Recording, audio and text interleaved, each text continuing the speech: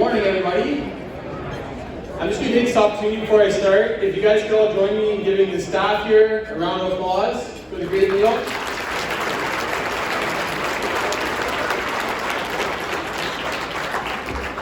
And also, before I get started, please give my staff a round of applause. Everybody's been fantastic so far. Thank you. I always like to start off with a little positivity, you know. Let's all get in the right spirit here. Clapping, applauding, everyone happy. So, thanks for being here. I'm Andy Mayer. I'm the new President and CEO of the Guelph Chamber of Commerce. Some of you have had a chance to meet already. The others, I'm getting there, I promise. It's been a lot of meetings. I've been here about 3 weeks. So, as you can imagine, it's been a very busy time between tariffs and everything else that's been happening. So, if you do want to meet with me, I'd love to sit down, reach out to Jane, and she'll schedule something, I promise. And looking forward to spending more time with everybody and getting to know everybody very well. You've been very hospitable. It's a wonderful community here in Guelph. I'm very privileged to come from Sudbury and be here. So, thank you very much. Well gathered here this morning, let us take time to reflect on our privilege to live and work in Guelph. Speaking of privilege, a city built over rich Indigenous histories. Collectively, we have a responsibility to care for this island, this land, the people who live here today, and the generations to come. If our actions today can move us towards reconciliation, we should take pause and make those decisions with intention and with gratitude. Guelph has served as traditional lands and a place of refuge for many people over time, but more specifically, the Attawandarong and the Haudenosaunee. This land is held as the treaty lands and territory with the Mississaugas of the Credit First Nation, and lies directly adjacent to the Haldeman Tract, part of the long-established traditional hunting ground for the Six Nations of the Grand River. First Nations, Inuit, and Métis people who have come across Turtle Island call Guelph home today. At the Guelph Chamber, our attention is focused on ensuring your business is at its best. We are a catalyst for business growth, conveners of industry leaders focused on getting things done, and champions of our community. We're proud of the many perks of Chamber membership. We offer cost-saving services, networking and educational events, and our advocacy is focused on promoting the conditions necessary for a prosperous business climate. Attendance today is reflective of the breadth of our network and our commitment to exemplifying community leadership. I'd now like to recognize a few folks in the room this morning. So members of the Chamber Board of Directors, Curtis Tomlinson, Paul Dick, Dennis Voss, Eric Johnstone, Sarah Hanstra, Melissa McDonald, Shujat Yar. If you can please join me in giving them a round of applause.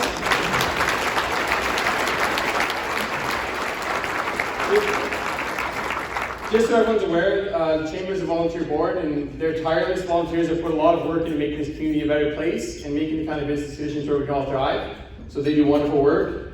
If you could also join me in recognizing our MP, Lloyd Longfield. Lloyd, welcome. Our MPP, now heading into an election, Mike Schreiner. Guelph's Chief of Police, Gord Colby and his team.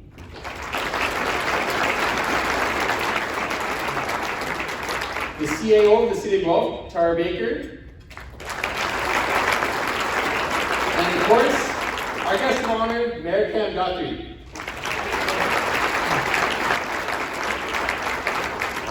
And thank you to all the City Council and tenants here today as well. Please give them a round of applause.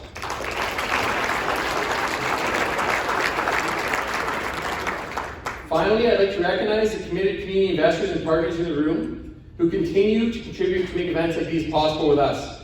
A final thank you to Daniel Salvatore and the CN Rail team for their continued support and dedication as our title sponsor and to the Guelph community.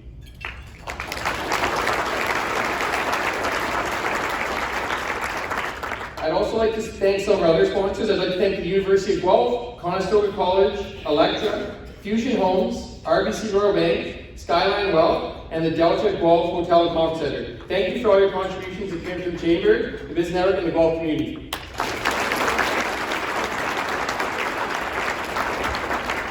It now gives me great pleasure to welcome up Norman McDonald-Ewing, Associate Vice President of Employee Experience and Development at Conestoga, to say a few words and to introduce the mayor.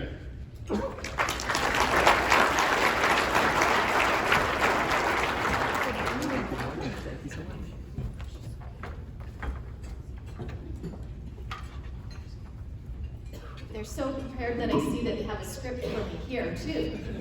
So good morning, everyone. I'm Norma McDonald-Ewing, the Associate Vice President of Employee Experience and Development at Conestoga College, and I'm honored to join you this morning for the Mayor's State of the City Address. And thank you, it's so nice to see such a full room on such a blustery winter day, so thank you for coming. Conestoga has long been committed to serving the residents and businesses of Guelph and Waterloo-Wellington through our growing network of campuses. At the village of Riverside Glen, we've been working in collaboration with Schlegel Village for delivery of PSW training to help address the urgent need for more healthcare workers. In December, we welcomed community members to celebrate the grand reopening of our living classroom. The revitalized space is home to an innovative model that integrates education directly into a long-term care home to support workforce development in senior living. Conestoga students and faculty engage in a culture of shared learning alongside Riverside Glen residents, visitors, and staff. Conestoga College remains committed and continues working with the provincial government for the development of a new campus in downtown Guelph. The location you are likely more familiar with is our Speedvale Avenue campus, which we established in Guelph many years ago. It's become a provincial leader in the delivery of education and training for the motive power trades, and also provides programming in engineering and technology, business, health and life sciences, applied computer science, and IT to meet the needs of local industries and the community. Our goal is to equip students with the skills and knowledge they need to succeed in their careers of choice and to contribute to our local economies. In December, we announced an exciting new development for Speedvale, a partnership with Guelph General Hospital that will expand access to care with a new medical center at the campus. We're very excited about that.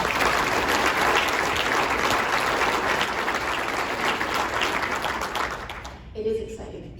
The new center is expected to open in December 2025 to initially provide diagnostic imaging services. Patients will benefit from the convenience of accessing community-based diagnostic imaging services, including breast imaging, ultrasound, X-ray, MRI, and bone mineral density tests, all while maintaining the high standard of care they expect from the hospital. For Conestoga, this collaboration presents an opportunity to further its commitment to supporting the healthcare sector by training in-demand professionals in areas of critical need, leveraging our expertise in health education, which has been long-standing, and a state-of-the-art learning infrastructure. Conestoga will play a vital role in addressing the growing skills shortages in healthcare. The partnership will also offer new avenues for professional development, allowing us to provide continuing education for the hospital's clinical staff, helping ensure that they stay at the forefront of medical advancements. Conestoga College is very proud to be part of the Guelph community, and this partnership is a testament to that. We remain committed to continuing our support for the city's growth and the development, and look very much forward to working together to build a brighter future for Guelph. Thank you all for your support of the college and of our students, our future workforce. It is now my distinct pleasure to introduce Mayor Guthrie for today's State of the City Address. Re-elected, that's a good idea.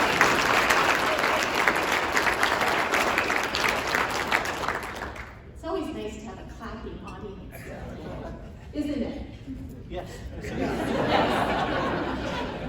Re-elected in 2022, Mayor Guthrie has dedicated over a decade to serving our community, first as a councillor for Ward 4 and then as a mayor, a role he has held since 2014. Mayor Guthrie's leadership extends beyond our city, having recently completed a term as chair of Ontario's Big City Mayors, representing nearly 70% of Ontario's population. His commitment to sustainability is evidenced by his appointment to the Global Covenant of Mayors for Climate and Energy Board, where he represents North America. Pretty big accomplishment. Before stepping into public service, Cam was a successful entrepreneur and licensed insurance broker, and he continues to give back to the community as a volunteer and mentor for local startups. A proud community member with deep family roots in our city, Cam is also a talented drummer, bringing creativity and passion to everything he does. He and his wife, Rachel, are the proud parents of Anakin and Adelaide. Please welcome our Mayor, Cam Guthrie.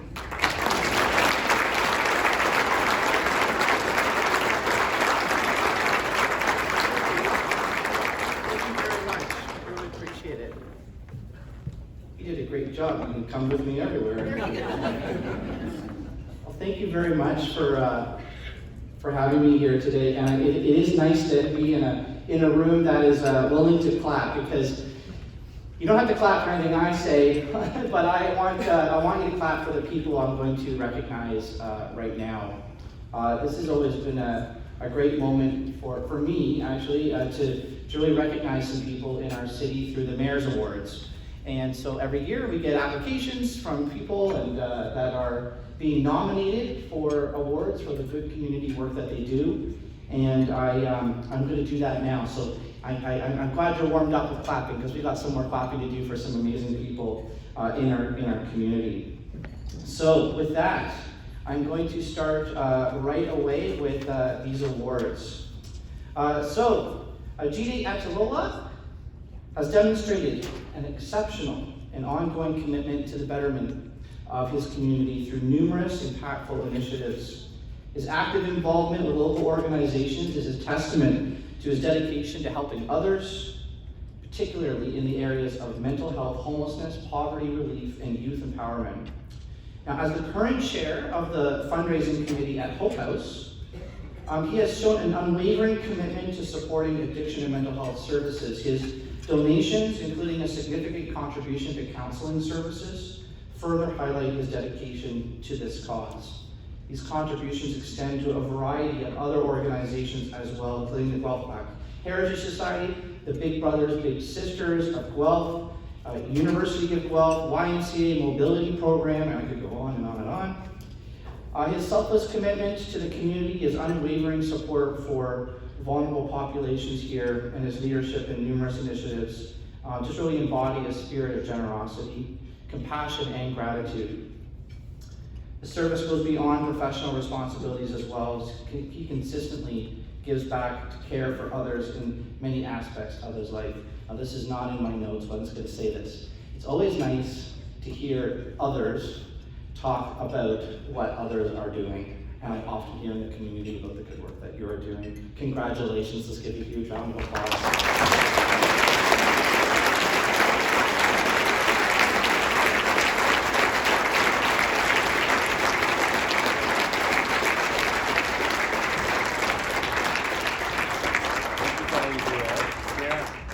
Okay, just 1 second. Everyone's going to get a local artist, and everyone knows, of course, this, the Covered Bridge. In town, so this is a local artist, and so everyone will get to get this to hang up in a very special place that you will see all the time, right? Okay, there you go. Smile. Thank you. Oh, come on, your family wants a picture. There you go. Okay, and this is for you as well. There you go. Huge round of applause.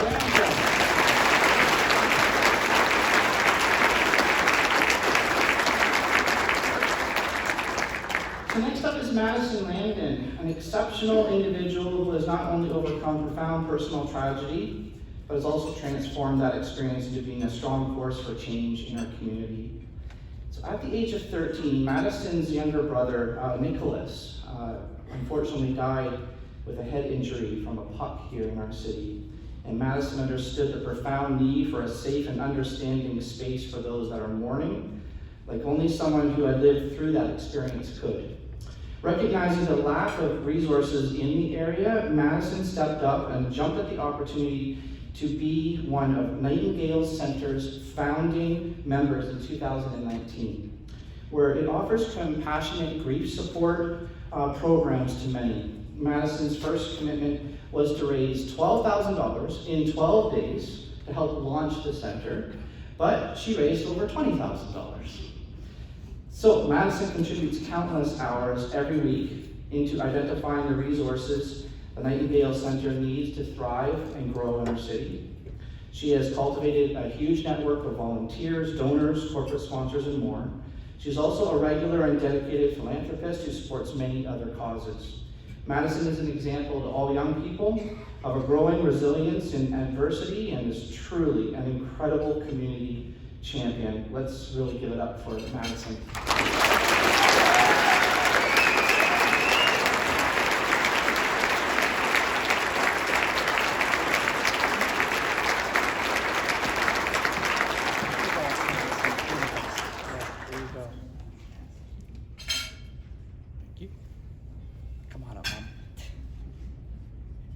Great, and this is for you as well. Thank you again, I really appreciate it. Yeah.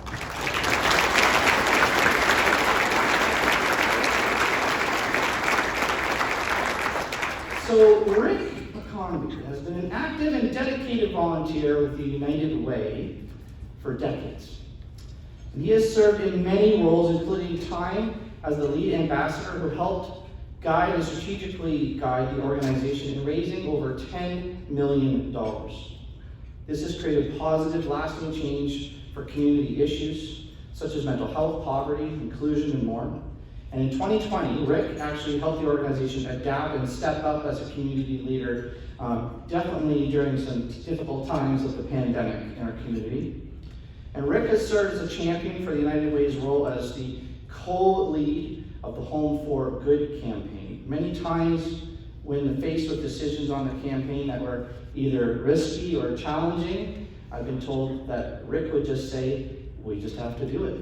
It's the right thing for our community. Rick is an active hands-on volunteer. Along with helping with the United Way initiatives, he also supports many other local charities, including the Children's Foundation Food and Friends program. In 2023, Rick was named the 2023 CPA Ontario Fellow, the highest distinction that can be bestowed upon a CPA. And a huge element of this distinction was Rick's dedication to the community. Guelph is a much better place because of Rick's volunteer efforts. Let's give it up for Rick here today.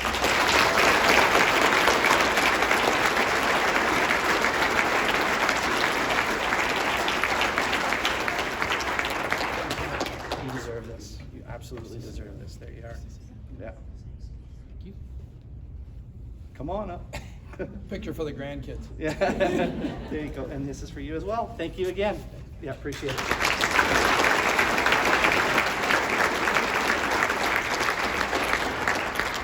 And Shujat Yar, since joining the Guelph community, Shujat Yar has demonstrated extraordinary leadership and a heartfelt commitment to making a difference through volunteer service, benefiting individuals, groups, and the community as a whole. Shujat's contributions to Guelph have been both impactful and inspiring, and through his role, right here actually, at the Delta, that's why our breakfast was so good. He knew I was giving him an award. Right? Better make the breakfast really good. He spearheaded numerous initiatives across the city, and is just an amazing person of community engagement and generosity.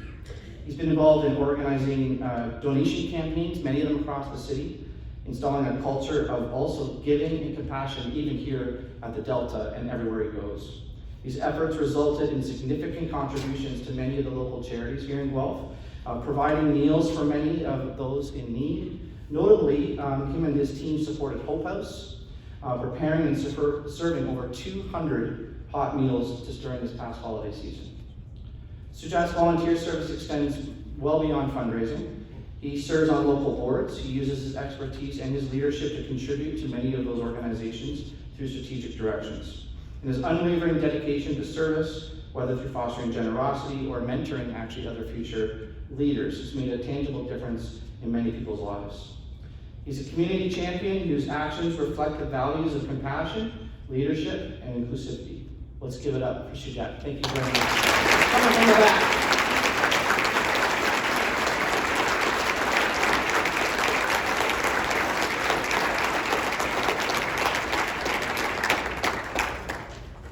It's like the Grammys, you just walk into the back, saying hi to everybody. I wanted to look like Oscar Wilde. Yeah, that's right. Congratulations. Yeah, thank you for all you do. Appreciate it. Oh, I guess we're moving over a bit. There we go. Thank you. Great. Thank you. Good. Okay, and this is for you as well. And thank you very much for all you do. Yeah.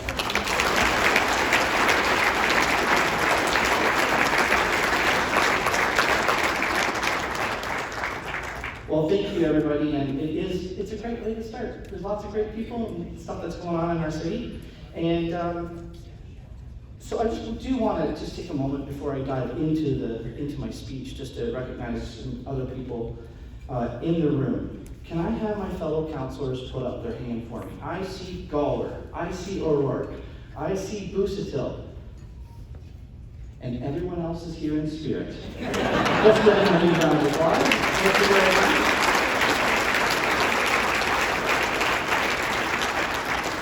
And our city's executive team is here. Deputy CEOs Colleen Clackbush, Jane Holmes, and Trevor Lee, and of Tara Baker. So the table is here. They're spread out around. Thank you very much for all you do.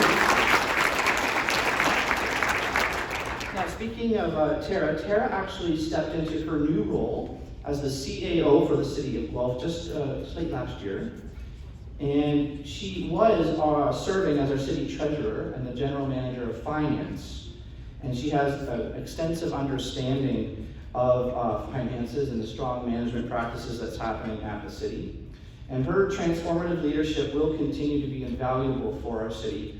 I'm very, very glad to have Tara in this role, and our entire community should be. MPP Mike Schreiner is also here. I just want to thank you, Mike, for all of your advocacy and all of your support. And I know you got doors to knock on, so I appreciate you being here. Let's give it up again for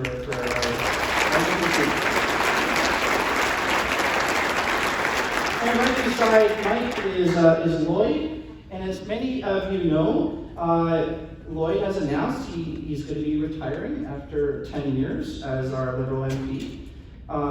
Lloyd has decided not to go all the way back up to Ottawa and wants to hang out here in our great city and continue to do great work here, just in a different role as you normally do. So I appreciate you, and Lloyd, you've represented our city very well over the last many years. Thank you for giving Guelph a voice up in Ottawa. Thank you for the money you've given us too, appreciate that. And so just on behalf of the city and council, and we wish you very well. It can be a tough go as an elected official, I know. And so, Lloyd, thank you. Let's give it up for Lloyd.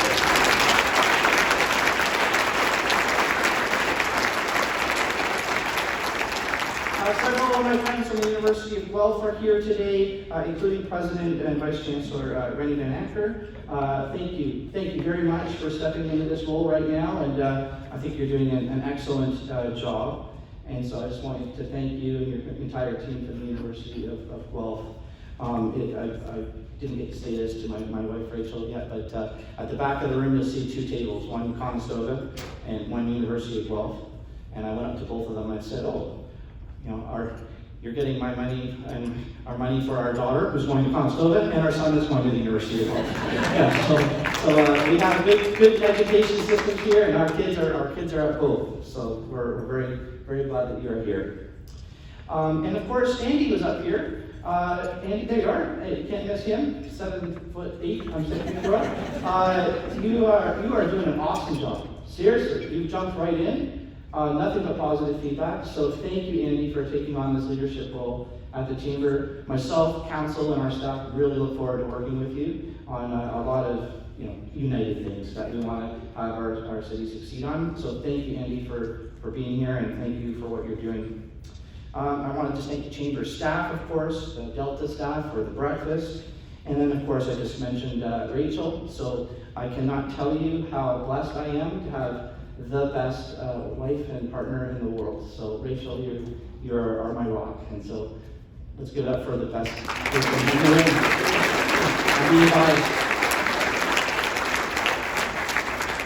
My kids aren't here yet, so tell them I said that they were good too. All right. So with that, during my annual state of this, my parents. Oh my gosh, I was about to get in trouble there. My parents are here too. My mom and my dad, Karen and Frank. I love you guys. Thanks for all your support. And give a major round of applause for them. Thank you. You didn't see it, but Rachel was like, that's why she's with us. So during my annual State of the City address, I take the opportunity always to look back and on the previous year and to highlight what the city has done, kind of bring all of you up to speed. And then I always look a little bit forward as well to what to expect this year, what's coming. And so it's kind of a where have we been and where are we going scenario for all of you today. But before I begin, can we all just take a breath for a moment and just acknowledge actually how hard this past year has been? It's been a tough year for both residents and businesses. So whether it's growing families, immigrant newcomers, students, seniors, youth, people just starting out here, people experiencing poverty or homelessness, trying to start a business, we just need to acknowledge kind of right up front, it's been tough out there this past year. I see it, I hear it, my colleagues on council, they hear it, they see it. We get the emails, we have the conversations all the time. It's been difficult. And I think unless we collectively actually acknowledge just for a moment to say it's been a little bit of a tough year. It hasn't been great for everybody. We need to try to see and acknowledge that so we can see to understand why it is a challenging time and perhaps how it's going to be difficult to kind of find some paths forward. And we are, and we will. But we have to kind of catch up and keep up. And one of my jobs as the mayor is to do just that, try to acknowledge things that can be very real that people are experiencing, and then to also try to get that path in leading us at City Hall and beyond. But despite all those challenges, I am very proud that Guelph has demonstrated that we are a city of resilience. We still had many, many wins in 2024, and I'd like to highlight those for everybody here today. So let's talk about the market housing front. So we began last year, right around this time, with an announcement from the federal government that the city was awarded $21.4 million under what's called the Housing Accelerator Fund. And that's to help fast-track housing. There's specific goals embedded in that, an extra 740 homes to be exact with the number. And those funds are being used to accelerate transformative and real process changes, systemic changes within City Hall, and that really drives changes in both policy and processes, program enhancements, to remove barriers and hurdles to try to get more housing actually done in our city. One of the things I wanted to take a look at now is just a little bit of a describing video on the Housing Accelerator Fund.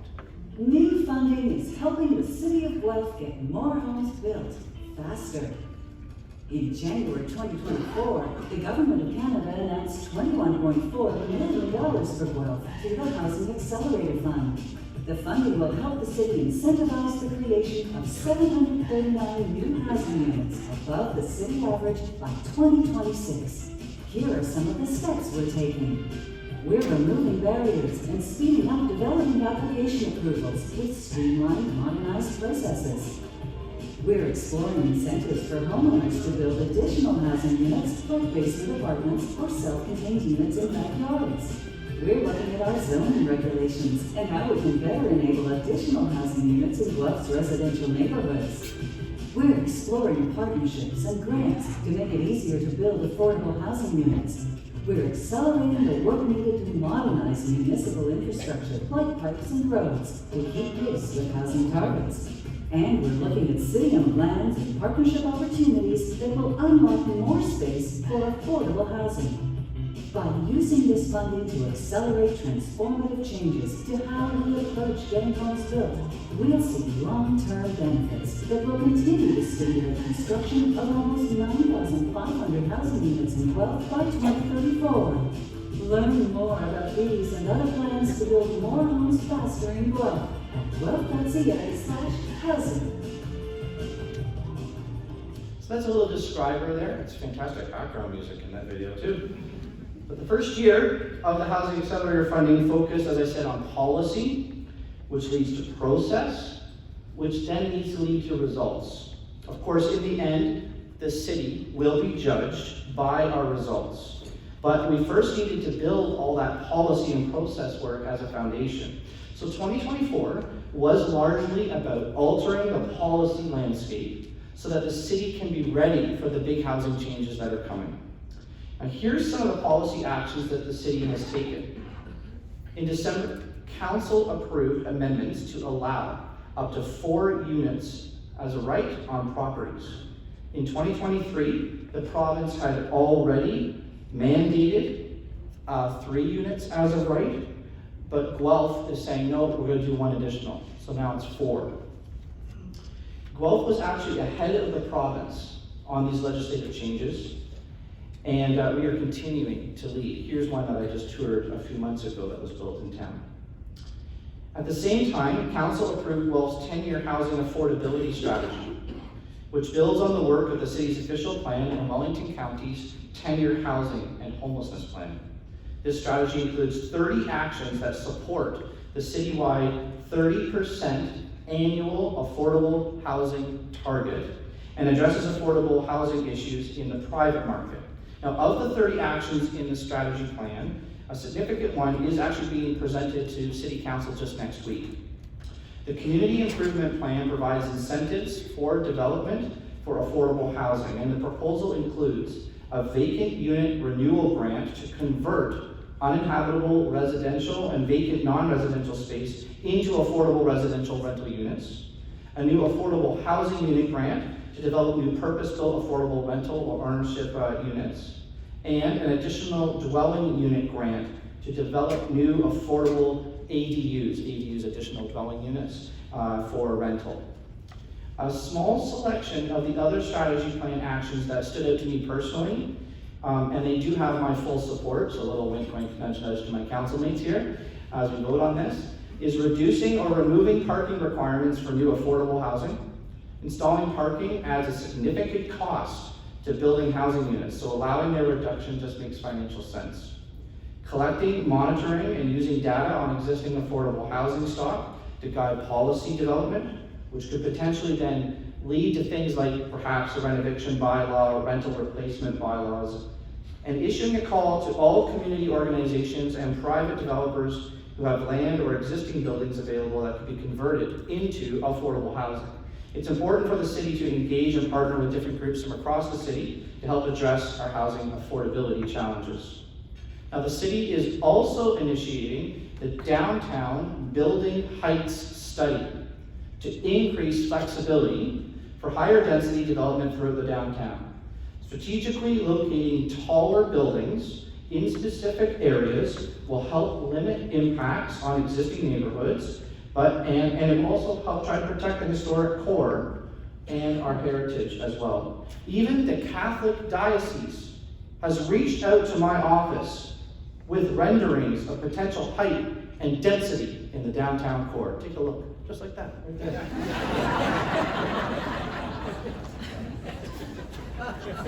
It's kind of a dad joke, right? That was bad.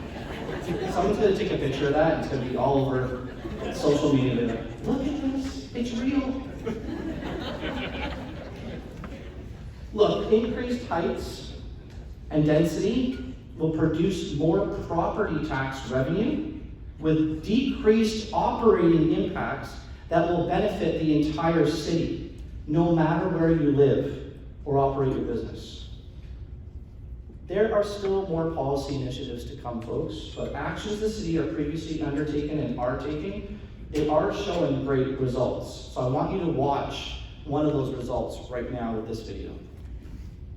Hey everyone, so you just heard me on stage speak about some of the policy changes that the city of Guelph has made over the past couple of years to try to make housing easier to get built, especially when it comes to infill opportunities. So I'm here with actually one of our local developers, it's Spruce Living, and I'm here with both Zach and Andrew. Thank you very much for being here. You are building a lot in the city of Guelph. We happen to be on Jamie Field right now, and can you just tell us what used to be here from a dwelling perspective and what is here now? This used to be 3 single detached houses. We've torn down 2 of those houses and have built 30 units in the format of semis with basement apartments and tiny homes in the rear yards. Wow, so you've got sort of a unit up, a unit down, and then you've got tiny homes in the back there. What's it like working with city staff? This is a new sort of product, right? Because the policies allow for this type of infill within the city of Guelph now. And so it's kind of new for everybody.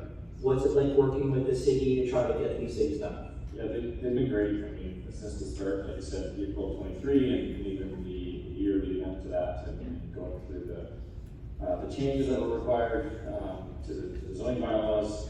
We spent a lot of time on the phone with the different planning staff, going through everything, and they've been wonderful to deal with. Let's check out the tiny home. I've always been a big fan of those anyways, so why don't we check that out now?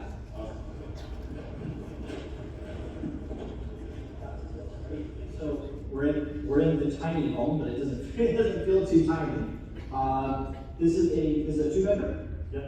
I think on one of your other sites, you told us about you built them as accessible units. Can you talk to us about that? Yeah, so our site on 4th Street, the tiny homes in the rear yard, because of the way the elevation of the ground worked out, we were able to do ramps up to the units and make them fully accessible units. That's great, that's great. So there you have it. Policy changes are resulting in actual new housing being built in our city. So thanks very much to Andrew and Zach for showing us around that smart, innovative way of developing here in the city. It goes a long way to help us meet our housing targets.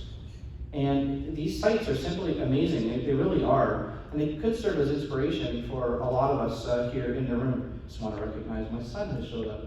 Hi, Anakin. All right. Give him a round of applause too. He has to put up a minute there. They also are developing their sites with heat pumps as well, which is really great to help with our environmental goals as well.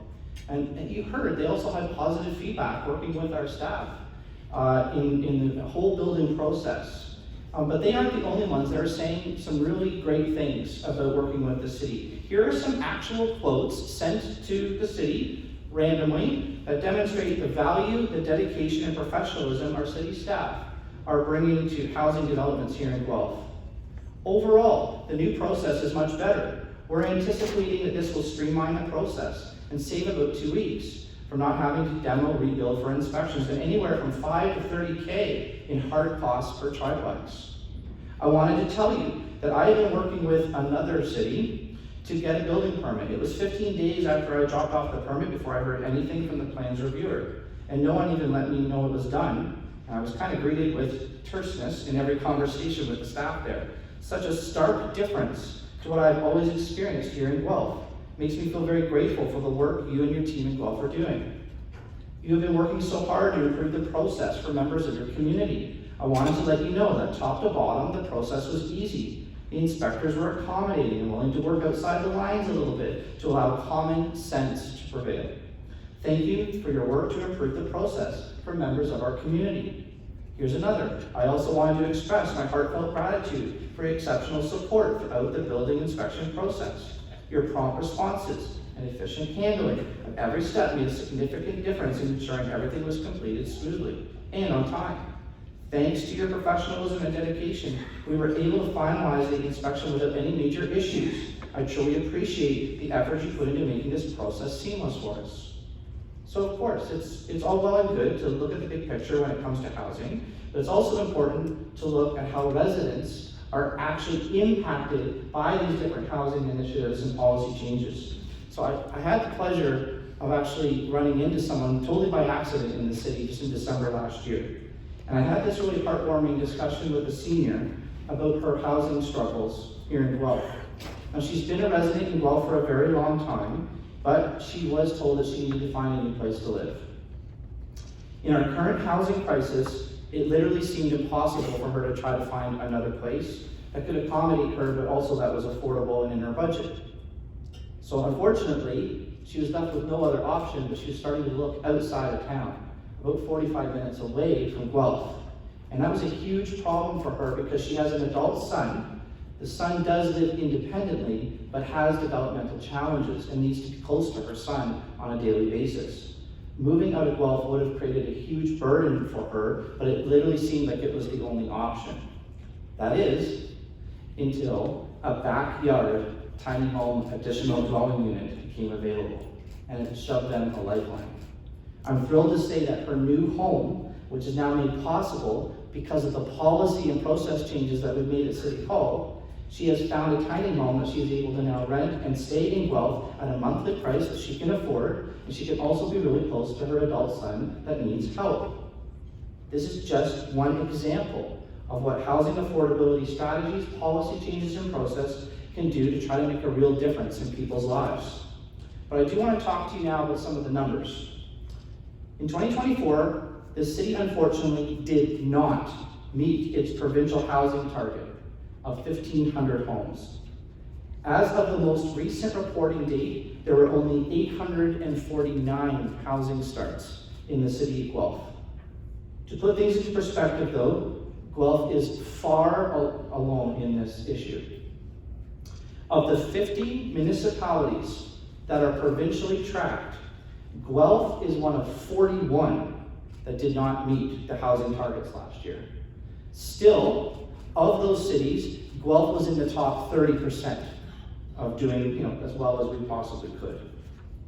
This shortfall is largely due to higher building costs faced by developers and builders, including rising construction prices and more. Some higher interest rates are causing a huge problem and a significant role for both potential buyers and even the financing required for some developers. And many builders, both here locally and elsewhere, are telling me that the pre-sales for new homes have completely dried up. With lower Bank of Canada rates constantly on the horizon, people are just waiting, and they're waiting. And we're in the midst of elections, so people are waiting. There's uncertainty in the air with US tariffs. They're waiting. So there's a lot of waiting going on, and that's one of the biggest issues that we're having. But take a look at this slide. I found this to be relevant. The city did achieve the 2023 goals and received $4.7 million in funding from the province under what's called the Building Faster Fund. So I'm obviously extremely disappointed that we missed the 2024 targets, and we may not then receive that money this year. I find it to be completely unfair, and many of my other mayoral colleagues also find it to be unfair, because I've said many times before, and I'll say it again here today, cities don't build houses. The private and charitable or nonprofit sector, they build houses. We approve them, okay? Guelph Council and staff, we don't control industry capacity, buyer demand, interest rates, uncertainty, and developers' decisions, whether they want to move ahead or not. The city is fully focused on meeting these targets. We are. But some of it is completely out of our control. And so penalizing our city and 40 others, it just doesn't help. Withholding those funds that are needed, and those funds just hurt everybody else. The money that we would receive, or any of the other cities would receive, they would go to housing-enabled infrastructure to unlock more housing within the city. So I have a great idea. Just give us the money. Just give us the money. Then we can just unlock the infrastructure that we need to build more housing. And I think that would be a big push that I am saying out loud now because we are in the midst of a provincial election. So I hope you don't mind me going off script there a little bit.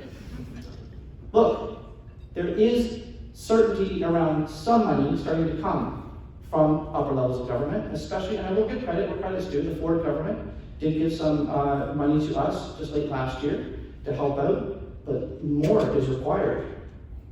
There's some positive news too though, okay? So everyone chill, there's some positive news. There are currently 930 housing units under review right now for site plan to get done. And 1,946 other units in the pre-consultation stage. So it's not like, we didn't need it and we have nothing going on. We have a lot going on that's in the queue and it's coming forward. So the city has made significant improvements to expedite approvals over the last year as well, compared to just 2 years ago. So official plan amendment applications are now 135% faster. Zoning applications are 134% faster. Site plan applications are a whopping 456% faster. City staff is paying attention to the numbers with our Housing Now culture that our CAO, Tara Baker, is leading. Yes, we still have a lot going on when it comes to this issue. Policy to process can take some time, but we do know it's working and we are going to see the results. Now, I do want to talk to you about the non-market housing side as well. There's been a lot of successes in the past year with many forms of the non-market side. And so first, I really want to hit home how strongly Guelph is funding social services and homelessness supports through the city's transfer of money to the County of Wellington, who is our social service manager for the city of Guelph. In 2025, the city is budgeted to pay $28.9 million to the county. Now listen to this. This is a massive increase of $12.9 million more over just the last 5 years. This goes directly to try to help with social housing and the homelessness issues our city is facing. This is 80.6% increase over the last 5 years. So I've got to be honest with you. When I hear that the city isn't taking this stuff seriously, we are. We are taking it seriously. There's always more to do. 100% there's more to do. But we are taking this seriously. Look at these stats. Millions and millions more is going into this. Now, nearly $30 million annually is funded from Guelph property taxes that should instead be supported directly by upper levels of government. We need to have these social housing investments restored. Here are just some of the Association of Municipalities of Ontario stats as we think about the provincial election in front of us. These are issues that are very real to every city, and we need to make sure that people are aware of them. In June, though, at 10 Shelldale, the Kindle Communities opened up this 5-story building that offers 32 permanent supportive housing units. So many organizations were involved to make this happen, but I do want to highlight Skyline or SkyDev, who went above and beyond with land, finances, resources, and advocacy to get this project done. Whenever anyone says that the private sector doesn't care about helping those in need in our community, remember this story. Among the many other stories that could also be told, those types of comments are untrue, and we need to speak against any such narratives like that in our community. Our private sector steps up all the time. In July, the County of Wellington, as our designated social services manager, also opened the doors to Norfolk Manor, and that's a shelter space for 68 individuals with round-the-clock supports. Let's talk about the UOG. In November, the University of Guelph announced that they are developing a new on-campus residence building for first-year students. The first new on-campus residence in 25 years. This will be a development that could accommodate up to 1,500 students beginning in 2029. Thank you, UOG.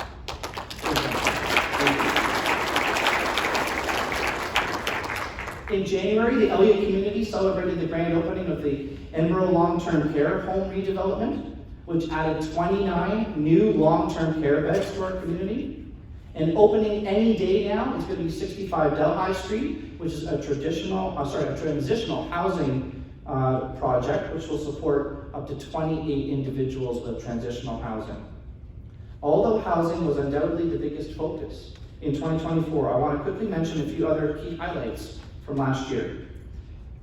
The total value of grants awarded to the city in 2024 amounted to $60.9 million. In addition to the Housing Accelerator Fund mentioned earlier, two grants kind of jump out at me. One is the $13.5 million that was awarded through the Federal Green and Inclusive Communities Building Program, and that's going straight to the Baker Street Library development. And $2.1 million was awarded through the Provincial Housing Enabling Water Systems Fund to support the upgrade of sanitary sewers on Wyndham Street and the water mains on Wellington Street as well. And that's important because that will help with some of the capital investments we need to stimulate not only projects like the library here for our community, but also for housing as well.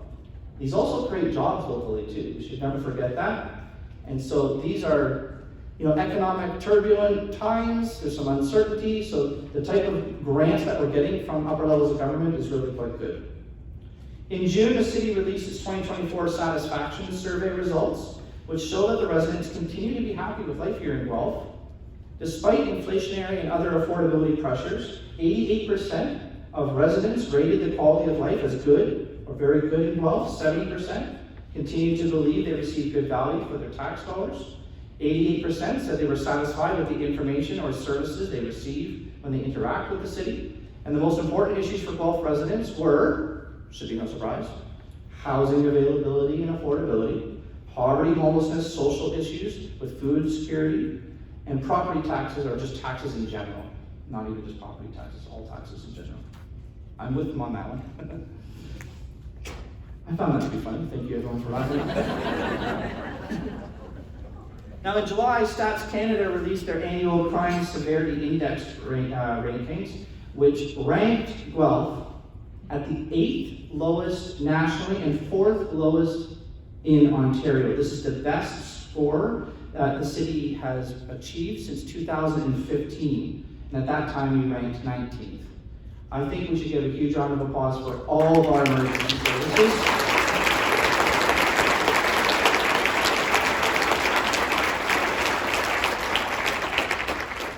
We thank our emergency service, paramedics, fire, police, for all you do to keep us safe in our community. Now I want to also talk to you about our S&P Global ratings. In August, for the third straight year, S&P Global's reaffirmed our city's credit rating at AAA with a stable outlook, the agency's highest possible rating. But I want you to hear me now. I want to be very transparent with everybody. It is unlikely that Guelph will maintain this rating over the next few years. The planned and strategic use of debt to address the housing crisis and other infrastructure demands, it will impact our rating. But this is a worthwhile and necessary step. However, it doesn't take away from Guelph's sound financial planning. It doesn't. Trust me, I asked 1,000 questions on this. The difference in borrowing is negligible. And the alternative was to ignore the capital and infrastructure works required to get more housing built. This is why Council fully acknowledged unanimously and made fully informed decisions that we would prioritize one over the other. It has to be done. So I just want to be very clear, when probably at some point this year our credit rating goes down, none of you in this room should be like, the city has no idea what they're doing. Okay, I'm giving you the heads up. We'll come back, but it was a strategic move for us to do that. Now in September, Council also approved the Downtown Infrastructure Renewal Program. This will enhance streetscaping and greatly expedite construction beginning in 2026 with a huge eye on trying to minimize the impacts to our businesses in the downtown core. As previously mentioned, Tara Baker transitioned from city treasurer to our CAO just in September of last year. I am, again, thrilled to be working with her. Tara's CAO objectives came up as well, and these are the corporate strategies I wanted to make sure everyone was in the loop on. And they are key areas like affordability, housing, culture, relationships, and those are all aligned with Council's strategic plan and our corporate values. Also in September, Guelph was awarded 14 projects that were being able to be funded through a $53,000 grant from the Youth Climate Action Fund. They're called the micro grant program. So my time as a board member on the Global Covenant of Mayors has provided me some opportunities to learn about these types of grant programs. And I'm happy through the Global Covenant of Mayors and Bloomberg Philanthropies that this grant could empower and support our youth with climate initiatives here in the city of Guelph. The Guelph General Hospital also opened up the pediatric clinic, and that happened just last year, and it provides support and urgent care and consultation to families as well. By the way, hospital expansion, I should always bring that up. Does anyone know what I always say? Hospitals are provincial. One person in the room knows that. Right? You tweet that at everybody. I appreciate that. The province is approving next steps when it comes to the hospital, especially around the emergency room. So these updates are dearly needed. We all know that. I just want to thank many from the hospital are here today. Mark, the CEO, Gavin on finance, and many others. Can we just give them a huge round of applause? They do such great work.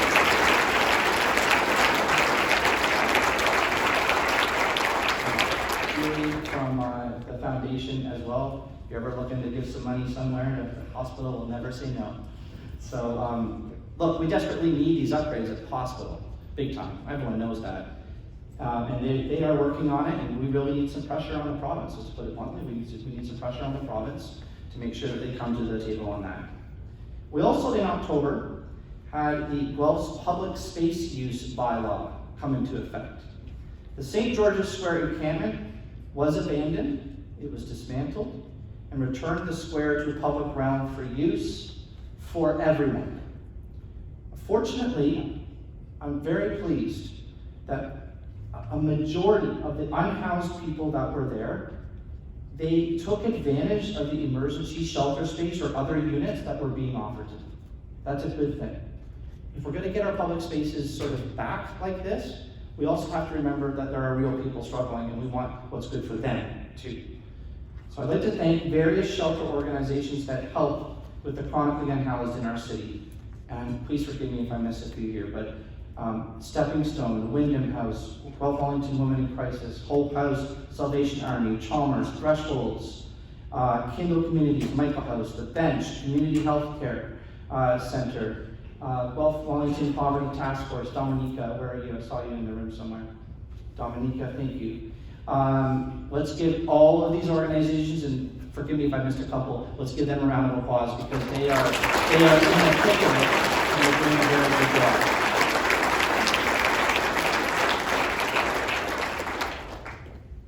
Now, the spirit of the season downtown was awesome. The Downtown Guelph Business Association did such a great job doing this work. Yeah, who's clapping on that already? Yeah.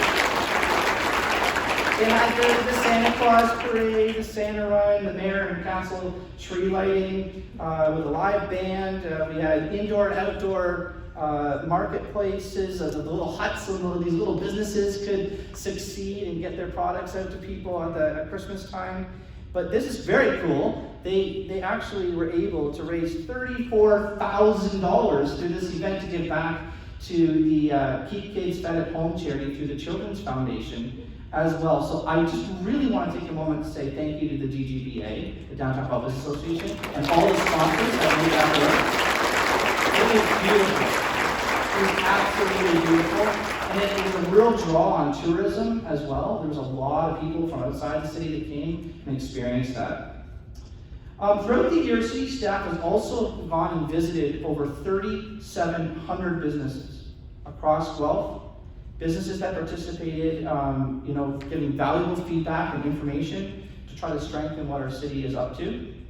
And it also helps us gather some data and information so that we in turn can also, tell them about heads up about maybe policy changes that are coming, or getting their feedback before policy changes are happening. So our ECDev department is doing a really great job, led by James Goodrum and the staff there, Christine Chapman, don't know where, there they are, and others in that department. I go to a lot of ribbon cuttings and visit some of these businesses with our staff. They're excellent. So please, if you ever need help, reach out to our ECDev department. Now, a few weeks ago, the City of Guelph was also named one of Waterloo area's top employers as well. This is the 4th consecutive year. And then just yesterday, I just found out that they named the City of Guelph Southwestern Ontario's top employer. So that's pretty great. We have a great place if you would like to come to work.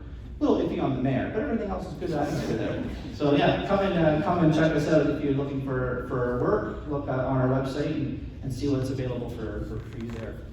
Now I'm going to talk now, just pivot a little bit to some of the economic data, because some of the numbers are important here as well. In 2024, there was over $172 million in industrial, commercial, and institutional construction value.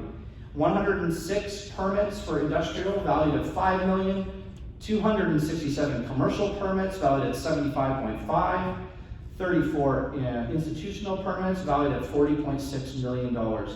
Large businesses are looking to come here, and there's businesses that are expanding here as well.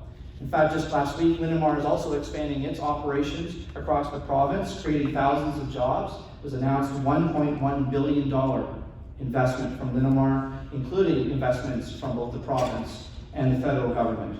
The Cooperators opened its new headquarters, consolidating 5 locations into one with about 1,200 staff in a state-of-the-art building in the South End in the Hannon Creek Business Park. Amazing. If you haven't had a chance to see that, check it out. It's really wonderful. Kenvue is one of the world's largest pure-play consumer health companies, and they completed a new 18,000 square foot expansion at their Woodlawn Road facility. 50 new jobs are coming there. Magna completed a 120,000 square foot expansion to their Polycon facility. We're anticipating 175 new jobs there. And beyond the large businesses, we can never forget about our small and medium-sized businesses as they continue to open, expand, and look for new opportunities in our city too.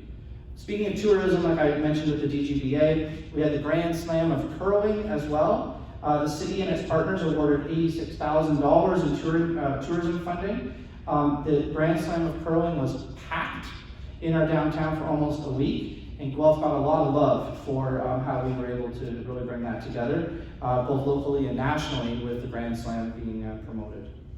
The new Guelph Gather Here brand and marketing initiatives boosted the city's reach, 1.2 million in organic views and reach on social media, and we got some write-ups in papers and media outside of our city as well.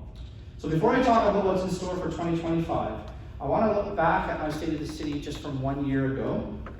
And here in this room, I announced that I would use the strong mayor powers granted by the province throughout the rest of this council term. And I do intend to do that. Just wanted to saying what I said last year. If opportunities arise to speed things up within our city, using the strong mayor powers, especially around housing or economic development, I will do that when those opportunities arise.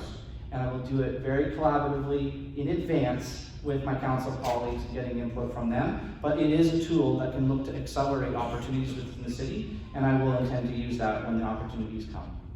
Now, at that time last year when I was standing here, I told you I was going to use it for 3 specific things. First was directing staff to establish the 2025 confirmation budget at a property tax rate of 4% or less.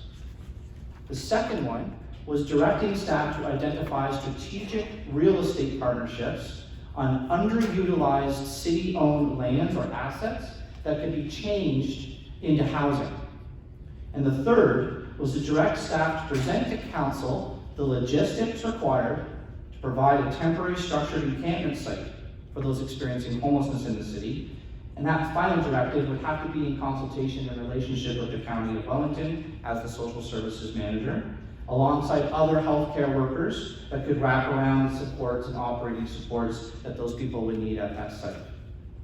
So I want to talk about that second one first. So the second one, about identifying underutilized pieces of property or assets in the community, That's coming forward to council in March, a full report on that. So I consider that one to be successfully completed. We have the report that's coming forward. And I really want to encourage my council colleagues to come together and to embrace this moment when that report comes forward. Do not let this moment pass us by. In supporting turning these pieces of land or assets into housing, we are doing exactly what I think the community is requesting us to do, and what many other communities are doing before us. And I want Guelph to be in that same vein as well. So to my council colleagues, I'm really hoping that you will continue to try to look for opportunities to turn underutilized land into housing.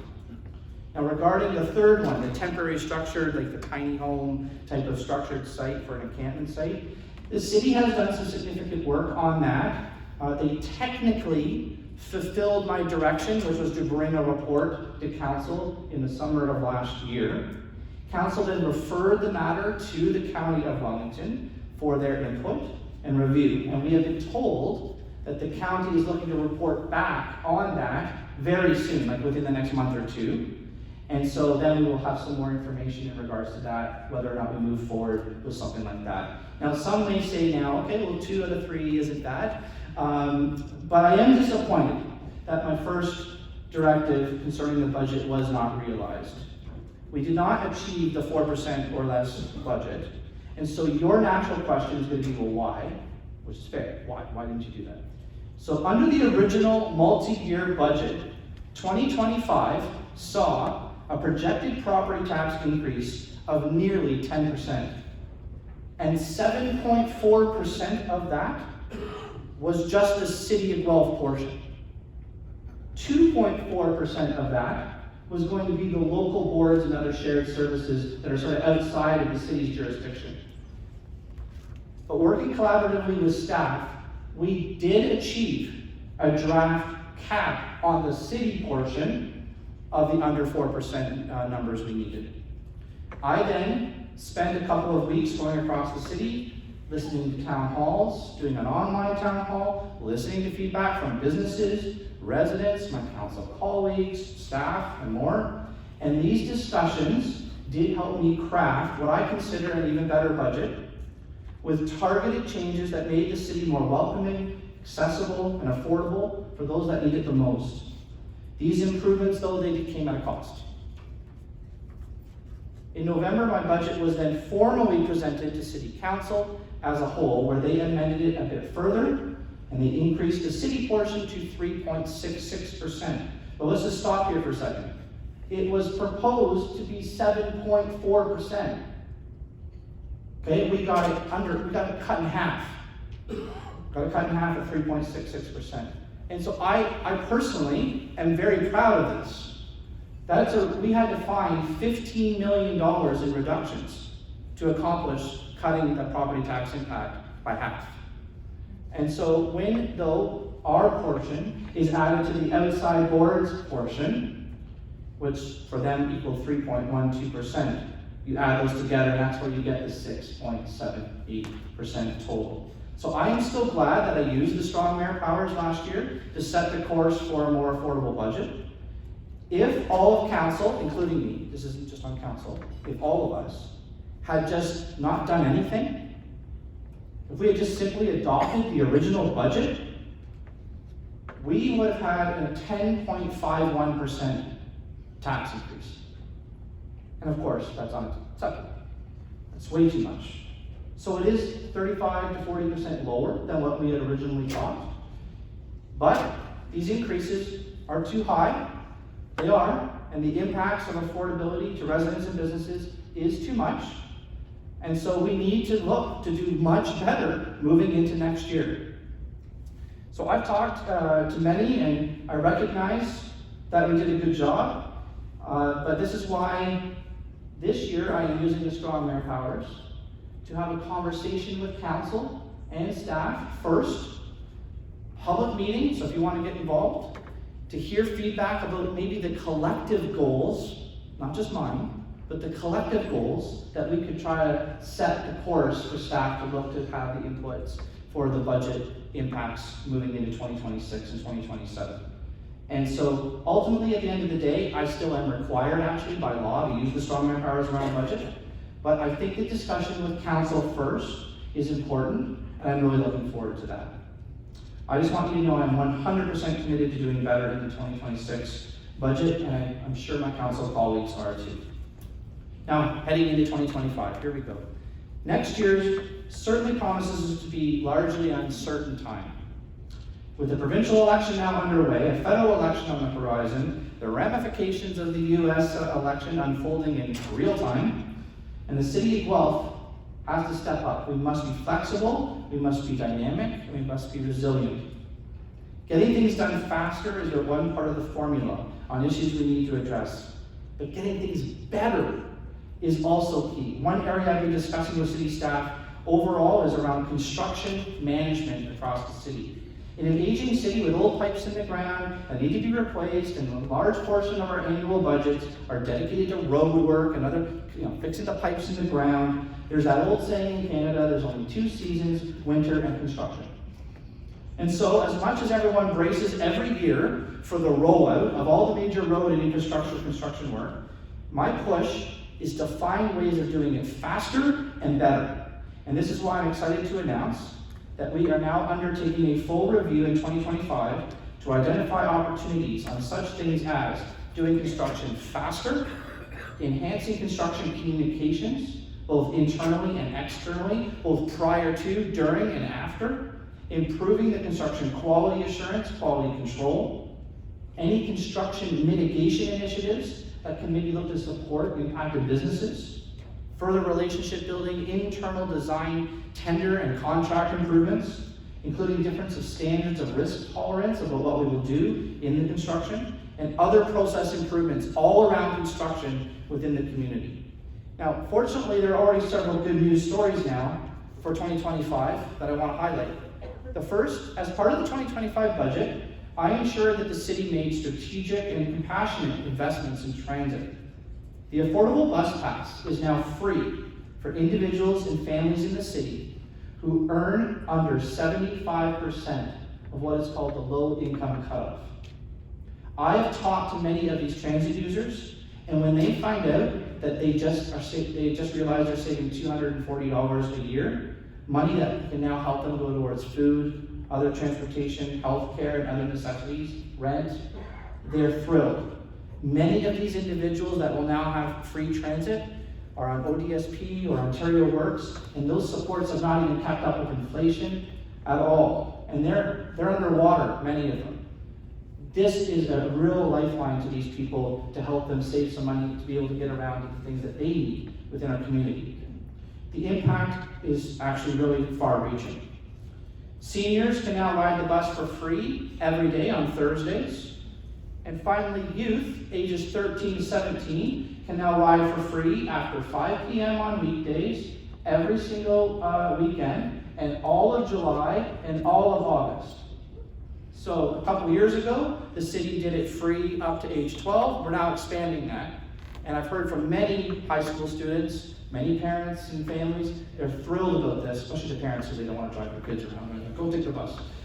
So they're thrilled.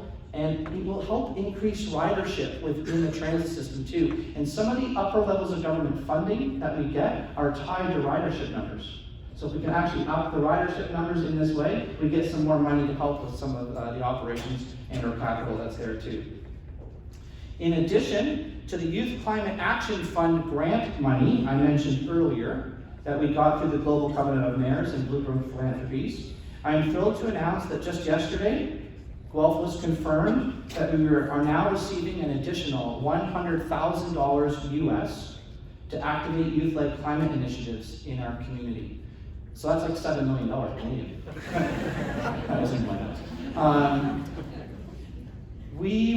There was I think over 1,000 applications, and I think only 92, I think I was told, were successful. So we get $100,000 for more climate initiatives for youth in the community. That's great. In addition to also the full report coming in council in March about those underutilized sites that we have in the city, council already agreed to let go of 14 Enborough Road. Now this used to be where the old pottery place is, if you drive by there. And so that is going to now be looked to turn into a minimum of 12 units. It's a demonstration site at this place, and it will be to help with affordable housing, and a lot of that is funded through the Housing Accelerator Fund money that we got last year. Also, the Heart Hub will open in downtown Guelph to support Guelph and Wellington County residents suffering from moderate to severe mental health issues, addictions, and homelessness. The Heart Hub will feature a 24/7 integrated crisis service, stabilization beds, and medically supported withdrawal management beds. I'm very hopeful that this new service model will provide dedicated supports to those who need it the most. And I am very thankful to the Ford government for these types of investments. Now I have some warnings for 2025. My State of the City isn't always about painting rosy pictures. I'm transparent about some of the things I have concerns on, and so I wanted to present some of those challenges and a lot of the stuff that keeps me up at night, to put it that way. There's a lot of political shakeups happening, as I said, America, and potentially even with Canada's federal election as well. Everyone in this room has heard that the Trump administration has paused for 30 days the potential trade war with Canada, which was slated to begin when he imposed any tariffs on goods going into the US. His threats might be just idle talk, or massive tariffs could be implemented now in March or any other time. No one really knows. Economists predict that such a trade war could wreak extreme havoc on the Canadian economy, harming many businesses and costing many people jobs, and Guelph would not be immune to that fallout either. We have a very strong and diverse manufacturing and production sector here, but it would suffer greatly if such tariffs were implemented under such punitive measures. Industry partners with the Federation of the Canadian Municipalities, Association of Municipalities of Ontario, the Ontario Big City Mayors Caucus, both the federal and provincial governments are vital in developing contingency strategies and advocating for specific supports. In the coming weeks and months, I'll certainly be monitoring any of the US directives to ensure that the city of Guelph is playing its role in maintaining a resilient manufacturing sector here. Now, as part of the executive team with the Ontario Big City Mayors Caucus, I'm also working with some of my other mayors to actually reach out to other mayors in the US, other mayor groups there, to see about how we can try to work together on some common advocacy work across the border. So just as the provincial and the federal governments are doing that, I'm doing that as well to try to establish some ties with my counterparts across the border. The impacts from the Canadian federal policy change when it comes to municipal funding also has me concerned as well. Look, none of us know what's going to happen when it comes to the next federal election, and I'm not here to pick any favorites at all. But based on consistent and recent polling, changes certainly could be coming. And should that trend hold, the financial forecast for municipalities could be impacted drastically. And the potential for elimination of that Housing Accelerator Fund money has been already stated. Other clawbacks on other infrastructure funding that we need to unlock more housing in our city has been stated. And it has me a little bit worried because the housing sector and the municipal sector needs certainty. And so in these uncertain times, we just don't know what's kind of coming. And that planning perspective is difficult. I'm not going to debate any of the party politics here on stage. There's positives and negatives to every one of them. But from a mayoral position, which is my role, I have to give you my honest assessment, and I just need to tell you I'm worried on some of the things that I am hearing, and we need to be ready for that, both as a city, as property taxpayers, whatever we're facing this year and the years to come. Some of these factors are out of our jurisdiction, but we need to be prepared. So advocacy for Guelph residents in the provincial election is currently underway. We have what's called a Building Guelph Together campaign that staff have put together, and the city staff have put together like the top priorities of needs for our community. And then I'm going to be meeting with all of the candidates and giving them the same information so that Guelph is on the radar for what we need in our city. And when a federal election comes, I'll do the same thing. I'll do that with the federal candidates too. I do that every single election. The 3 key priorities for Guelph through 2025 is to collaborate with municipalities for building housing, invest in community safety and well-being, and reduce reliance on property taxes to support affordability. So I encourage all members, some of them might be in the room here, whether provincial or federal, to get ready to have a coffee with me, and you can buy me a coffee. Look, in a world of uncertainty, Guelph needs to be a beacon of stability and a city of resilience. We must preserve and build strong relationships with external partners, maintain stable finances that support the future growth we have, and we need to embrace a strategic plan that is both adaptive and responsive, yet it's also flexible enough where it needs to be. This is the City of Guelph's mission in 2025, and I cannot do it alone. I need everyone from all walks of life, all lived experiences, collectively making up the diverse fabric of our city to play a role in fulfilling that mission. We can and we will do it together. I don't want to get overly spiritual here, but there is a parable in the Bible. It talks about a wise home builder who builds a house on a rock with a firm and stable foundation. And then there was a foolish home builder who built theirs on sand. When the storm comes, when the water rises, when difficult times come, right up to or even over the doorstep, the house on the sand was washed away and destroyed. Yet the house built on the rock was saved. The city of Guelph is built on a solid foundation. We are strong, we are united, not solely because of government, but because of our people in this city.